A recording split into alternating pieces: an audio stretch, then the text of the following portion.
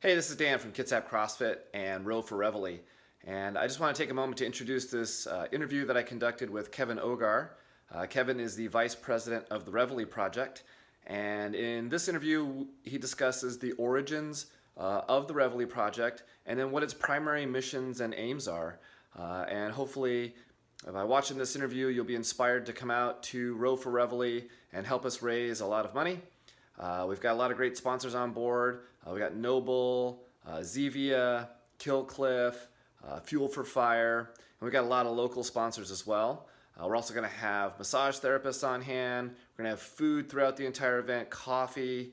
We have a live DJ that's going to be here helping us rock out and stay motivated.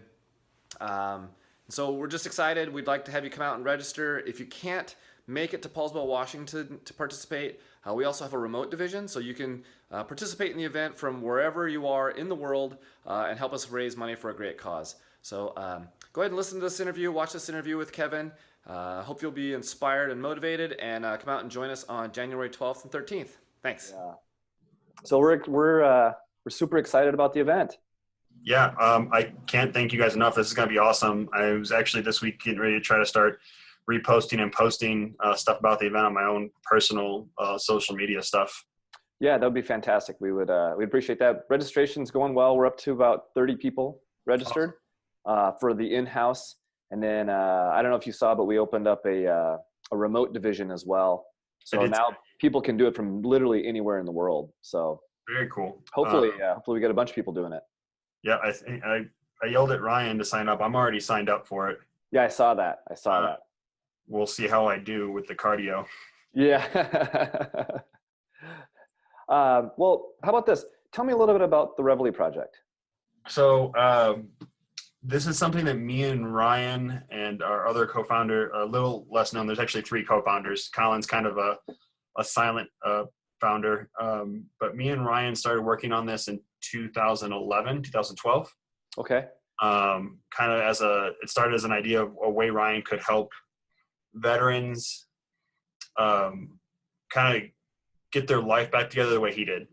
Right. So he was in the Marines, served 2 tours, got blown up twice basically.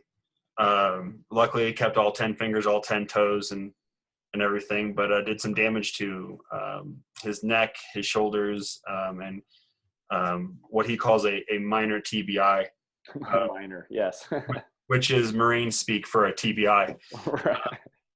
And so when he got out, he started making some bad decisions and really wasn't living the life that he wanted to. And then he ended up coming in to the CrossFit gym I was coaching at the time, and started coming to my classes. We started talking about, fitness, nutrition. We started talking about faith and all these different kind of things. Just after class, we would just sit down and chat, and he flipped his life around and started making better decisions. And he came in one day and he's like, I got an idea. What if we take me as the model and get other veterans to do the same thing I did? So we started putting that together. And in 2015, when I opened my gym, we actually had everything put together and launched the Reveille Project. We kind of got put on, not the back burner, but delayed the launch date when I got paralyzed. He was actually in California. He was 10 feet away from me when I got paralyzed. And he was actually out there because we were going to have a meeting with Z from Barbells for Boobs and Sean Lake from the Glenn Dougherty Foundation. Okay. And obviously that meeting never happened. Right. And so originally we were just going to do mood disorders because that's what my background's in is a little bit more psychology and behavioral psychology than it is anything else. And so I wasn't comfortable working with loss of limb or physical disorders, physical disabilities. Yeah. Right. Oddly enough. So then kind of got put in a position where I definitely understood and was no longer scared to work with physical disabilities. Right. And so we added that in. We worked on the program while I was in the hospital, and then launched 2015. And now we offer 1-year scholarship to veterans. That scholarship includes a year's worth of membership at a CrossFit gym where we pay their dues. We get them connected with the nutritionist, so they have access to nutritional counseling once a month. They have access to, but we don't enforce, 4 physical therapy sessions within that year. We only don't force it because a lot of these guys, if you tell them they have to go get poked and prodded, won't join up. And then we encourage them to get back out into their communities with like faith-based action projects. And right now, Ryan is working on a like a faith-based gathering or Bible study type of thing that we would offer, but again, not force people to do as part of it. We feel like that's the 4 main pillars of a healthy life, fitness, nutrition, community, and faith. Okay. So for the physical therapy side, are you linked up with physical therapists around the country that they can work with as well? Right now we're just in Colorado. Okay.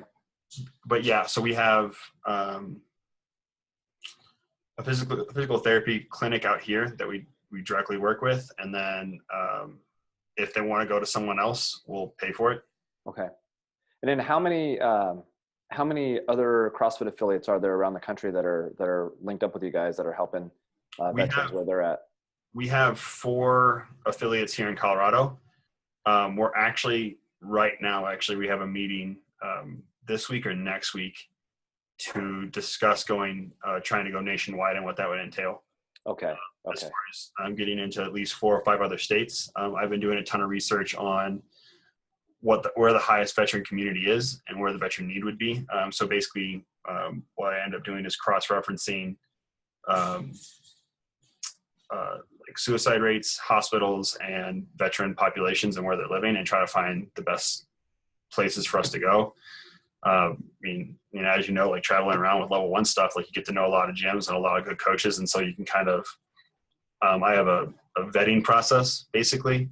And if we go nationwide, what'll end up happening is I'll take like 2 or 3 days and I'll fly out to a new gym and go through the vetting process with them, and then either bring them in or not, and then start trying to send veterans there.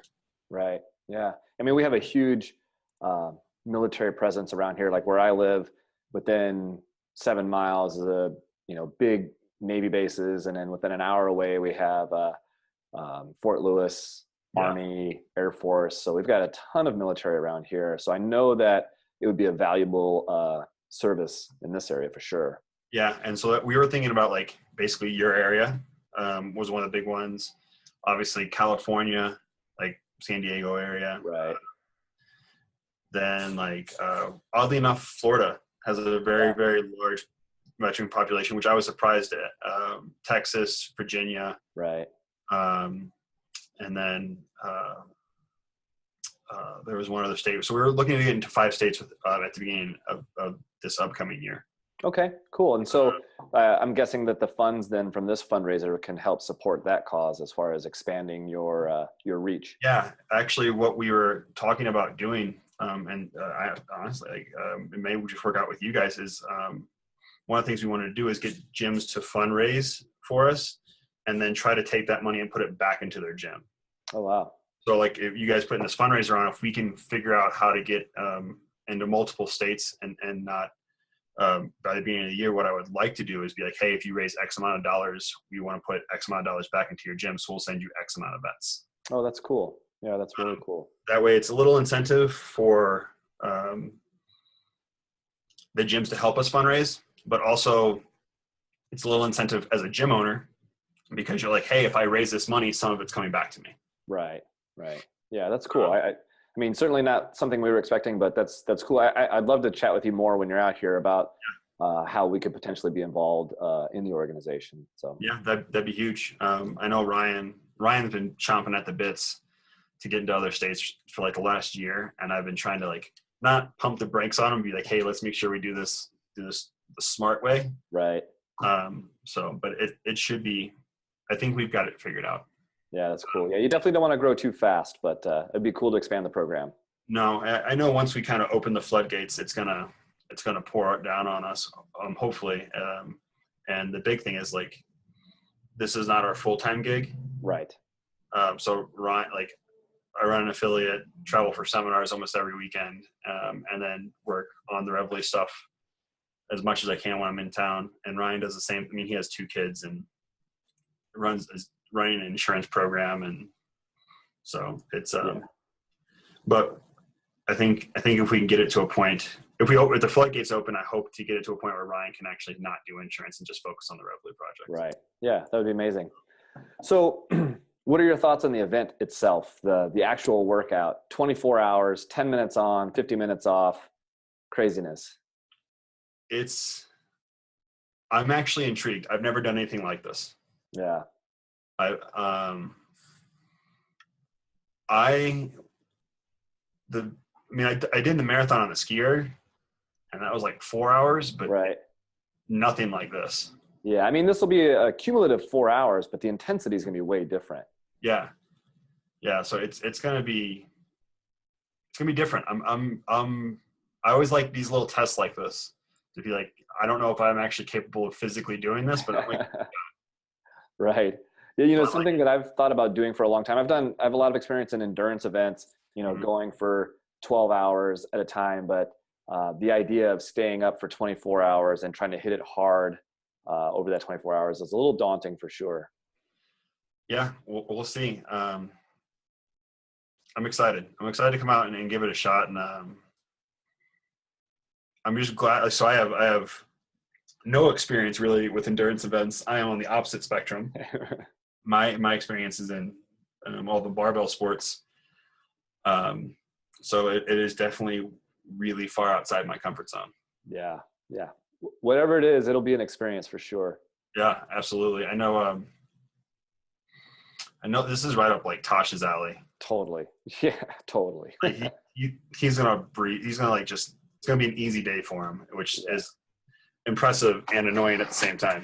Right. Yeah, I talked to him yesterday. He said he's done it 7 or 8 times, and he's also done it completely solo by himself. Yeah. So insane. That's insane. Yeah. I don't want to take too much of your time. I know you're a busy guy, but is there anything else that you want to share with folks who are going to be watching this? Things that they should know about the event or about the Reveille Project? About the event, I would just say you probably should mentally prepare for this. About the Reveille Project, it's definitely a labor of love. Like for the first 3 years that we've been operating now, me and Ryan didn't make a dime off of this because we just wanted to help veterans. We saw the power that the CrossFit community had, and we wanted to plug people who had served their countries into it and try to help them get back to whatever their best life could possibly be. So the more people we can help, and through this event, we're going to be able to help a lot more people. So thank you. Thank the people who are signed up. Thanks to CrossFit. Just thanks to everyone. Yeah, that's awesome. Well, we're excited to be a part of it. We're eager to help out as much as we can. Awesome, Dan. I really, really can't say thank you enough. Yeah, no worries. Thanks for your time. No problem.